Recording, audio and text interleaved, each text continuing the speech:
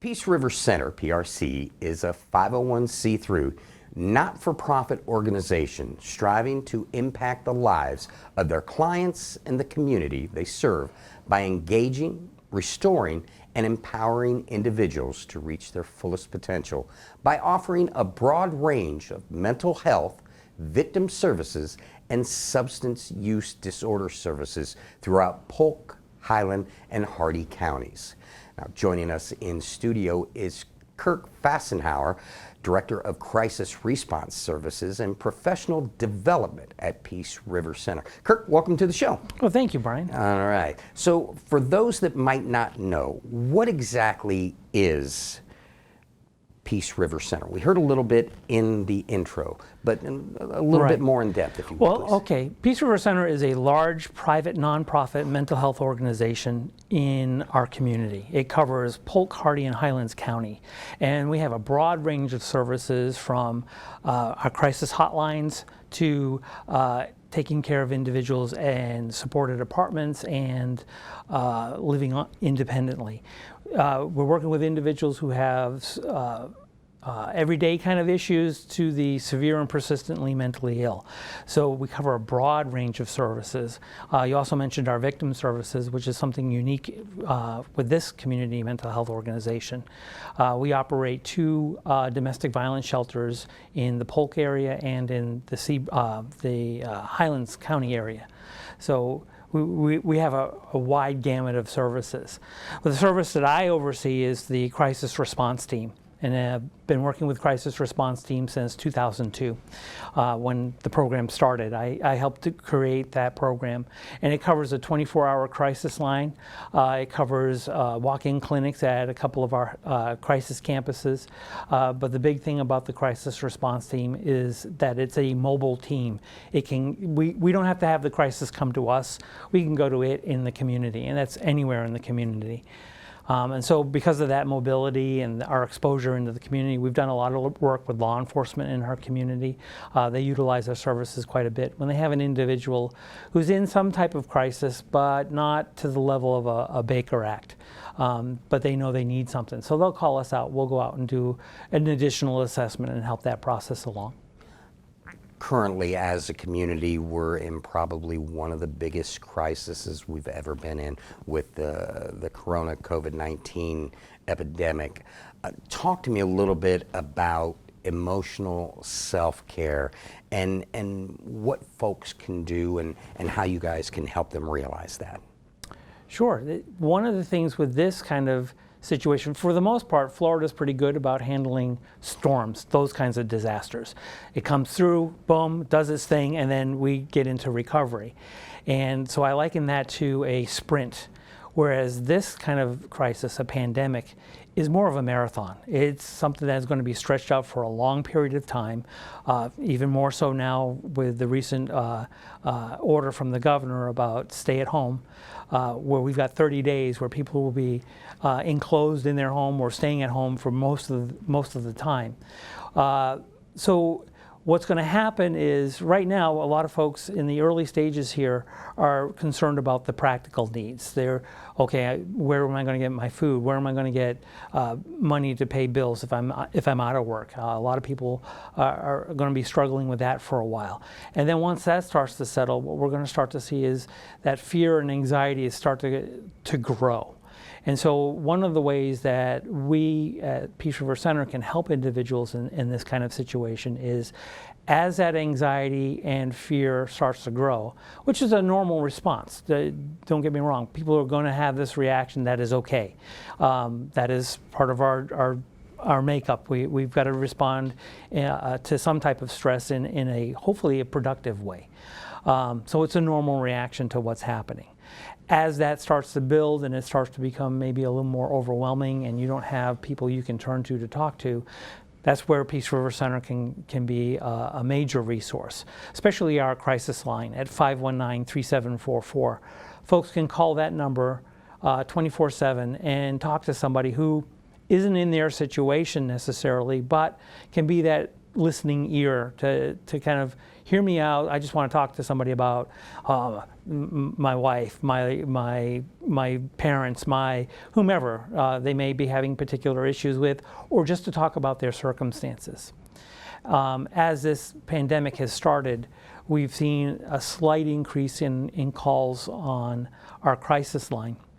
But it's only slight at this phase, and that's like I said, more people are worried about rent, utilities, food, that kind of thing.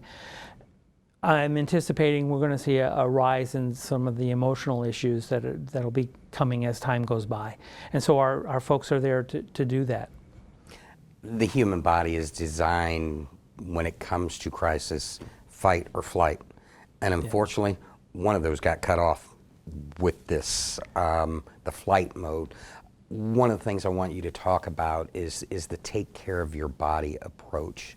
Talk to me a little bit about that, if you would, please. Sure. So when we're talking about taking care of your body, we have this stay-at-home order right now. So individuals are being told to also keep social distancing, and that confuses people a little bit. When we say social distancing, we're really talking about physical distancing. Mm-hmm. So keeping that 6 foot apart from one another, it doesn't mean we can't be social. We can still engage in conversations and such like that. We just don't want to congregate in large crowds.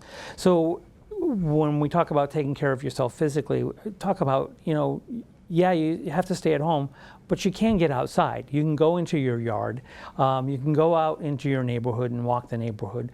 Again, you want to keep that physical distance process in mind. You can say hi to your neighbors who you probably haven't seen in a while. Just touch base with some folks. It's a good way to have a sense of community, and that we are all in this together. It's not I'm at home by myself or with just my family and it's just us hunkering down. And this kind of pandemic issue, unlike hurricanes and storms like that, where the lights go out, the power goes down, we're uncertain about the food situation, we're uncertain about the water situation, we still have all those during this kind of thing. So it's kind of a false sense of security, as well as, oh my God, what do we do? We're so used to rushing out and grabbing things and hunkering down. Well, this one, you don't have to quite. You have to have some urgency, but not quite to that level. It's kind of like, okay, let's take our time, let's pace ourselves with this. So get outside, eat right where you can. A lot of folks during hurricane season, they start to gather up their resources and build up their stuff and their foods and their snacks and all this.